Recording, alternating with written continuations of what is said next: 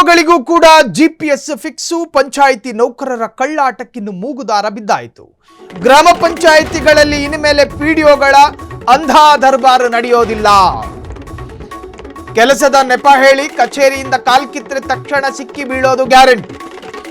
ಕೆಲಸದ ನೆಪ ಹೇಳಕೊಂಡು ವೀಕೆಂಡು ಇವತ್ತು ಶನಿವಾರ ಅವ್ರನ್ನ ಮೀಟ್ ಆಗೋಣ ಇವ್ರನ್ನ ಮೀಟ್ ಆಗೋಣ ಅಂತ ಹೇಳಿ ಹೋಗೋದಕ್ಕಾಗೋದಿಲ್ಲ.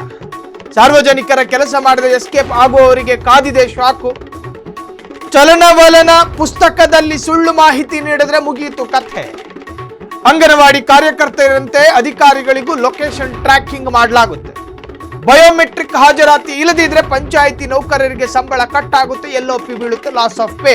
ಪಂಚತಂತ್ರ 2.0 ತಂತ್ರಾಂಶದಲ್ಲಿ ಹಾಜರಾತಿ ಪರಿಶೀಲನೆ ನಡೆಯುತ್ತೆ. ಕ್ಲರ್ಕ್ನಿಂದ ಹಿಡಿದು ನೀರು ಗಂಟಿವರೆಗೂ ಕೂಡ ಬಯೋಮೆಟ್ರಿಕ್ ಪಕ್ಕ. ಜನಸಾಮಾನ್ಯರ ಕಣ್ಣೀರು ಒರೆಸೋದಕ್ಕೆ ಬಂದು ಡಿಜಿಟಲ್ ಕಣ್ಗಾವಲು. ಅಧಿಕಾರಿಗಳ ಅಡ್ಡಾದಿಡ್ಡಿ ಓಡಾಟಕ್ಕೆ ಪಂಚಾಯತ್ ರಾಜ್ ಇಲಾಖೆ ಬ್ರೇಕ್ ಹಾಕಿದೆ. ಇನ್ನೊಂದಷ್ಟು ಪಿಡಿಒಗಳು ಇರ್ತಾರೆ. ಪಿಡಿಒಗಳು ಅಂದ ತಕ್ಷಣ ನನಗೆ ಇಡೀ ಮಂಗಳ ಗ್ರಹಗಳನ್ನೇ ಬಿಟ್ಟುಕೊಟ್ಟವರಂಗೆ ಮಾಡ್ತಾರೆ ಕೆಲವರು. ಕೆಲವರು ಪ್ರತ್ಯೇಕವಾಗಿ ನಾನು ಹೆಸರು ಹೇಳ್ತಿಲ್ಲ.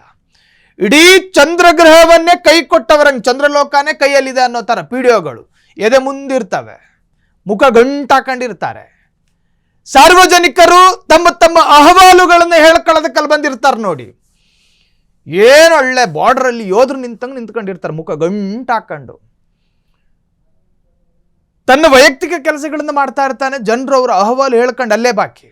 ಸೊ ಕೆಲ ಪಿಡಿಒಗಳು ರಿಜಿಸ್ಟ್ರಾರ್ ಬುಕ್ನಲ್ಲಿ ಹಾಜರಾತಿ ಹಾಕ್ತಾರೆ. ಆದರೆ ಅವರಿಗೆ ಮನಸ್ಸು ಎಲ್ಲಿವರೆಗಿರುತ್ತೋ ಅಷ್ಟುವರೆಗೂ ಮಾತ್ರ ಕಚೇರಿಯಲ್ಲಿ ಕೂತ್ಕೊಂಡಿರ್ತಾರೆ. ಅದಾದ ನಂತರ ಕೊಡುಕೊಂಡು ಎದ್ದು ಹೊರಗೆ ಹೋಗ್ತಾರೆ ತಮ್ಮ ಬೇರೆ ಪ್ರೈವೇಟ್ ಕೆಲಸಕ್ಕೆ. ಇದಿನ್ನು ಮುಂದೆ ಆಗೋದಿಲ್ಲ. ನಿಮ್ಮಲ್ಲಿ GPS ಅಳವಡಿಕೆ ಆಗುತ್ತೆ. ನೀವೆಲ್ಲಿ ಹೋಗ್ತಿರೋ ನಿಮ್ಮನ್ನು ಕಂಪ್ಲೀಟ್ಲಿ ಟ್ರ್ಯಾಕ್ ಮಾಡಲಾಗುತ್ತೆ. ಎಲ್ಲೆಲ್ಲಿ ಹೋಗ್ತವ್ರು ಪಿಡಿಒ ಸಾಹೇಬರು, ಎಲ್ಲಿ ಗಾಡಿ ಸ್ಟ್ಯಾಂಡ್ ಹಾಕವ್ರೆ, ಗಾಡಿ ಸ್ಟ್ಯಾಂಡ್ ಹಾಕ್ಬಿಟ್ಟು ಎಲ್ಲಿ ಹೋಗಿ ಬಂದರು, ಇವೆಲ್ಲವೂ ಕೂಡ ಅವರ ಲೊಕೇಶನ್ ಟ್ರೇಸ್ ಆಗೋ ಸಾಧ್ಯತೆಗಳಿದ್ದಾವೆ. ಇನ್ನು ಮುಂದೆ ಕೆಲ ಪಿಡಿಒಗಳ ಕಳ್ಳಾಟಗಳು ನಡೆಯೋದಿಲ್ಲ. ಸೊ ಇದಕ್ಕೆ ಪಂಚಾಯತ್ ರಾಜ್ ಒಂದು ಶಾಶ್ವತ ಬ್ರೇಕ್ ಹಾಕೋ ಪ್ರಯತ್ನದ ಭಾಗವಾಗಿ ಈ ನಿಯಮಗಳನ್ನು ಜಾರಿಗೆ ತಂದಿದೆ. ಕ್ಷಣ ಕ್ಷಣದ ಸುದ್ದಿಗಳಿಗಾಗಿ ಫ್ರೀಡಂ ಟಿವಿ ಸಬ್ಸ್ಕ್ರೈಬ್ ಮಾಡಿ, ಲೈಕ್ ಮಾಡಿ ಹಾಗೂ ಫಾಲೋ ಮಾಡಿ. ಹೊಸ ಸುದ್ದಿಗಳ ನೋಟಿಫಿಕೇಶನ್ಗಾಗಿ ಬೆಲ್ ಐಕಾನ್ ಮೇಲೆ ಕ್ಲಿಕ್ ಮಾಡಿ.